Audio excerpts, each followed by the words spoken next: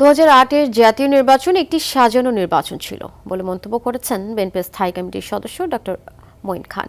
বলেন, এটি দেশি বিদেশি শক্তির মাধ্যমে মেটিকুলাস কৌশলে সাজানো হয়েছিল। দুপুরে এক দোয়া মাহফিলে অংশ নিয়ে ডক্টর মঈন খান বলেন, বেগম খালেদা জিয়া তার জীবনের পুরোটা সময় দেশ ও মানুষের কল্যাণের জন্য দিয়ে গেছেন। বিএনপি একমাত্র স্বাধীনতায় বিশ্বাসী দল বলেও মন্তব্য করেন বিএনপির এই সিনিয়র নেতা। এই বৃহৎ অঞ্চলের বাংলাদেশের সংসদে কেউ প্রতিষ্ঠা করতেন, তার মনের জোর কতটুকু থাকলে 2008-এর নির্বাচন ছিল একটি সাজানো নির্বাচন। অত্যন্ত মেটিকুলাসলি সেই নির্বাচনটি দেশি বিদেশি বিভিন্ন শক্তির সমন্বয়ে সেটির আয়োজন করা হয়েছিল এবং এতে প্রমাণিত হয় যে 2008-এ সেই নির্বাচন ছিল সাজানো নির্বাচন। কেন ছিল?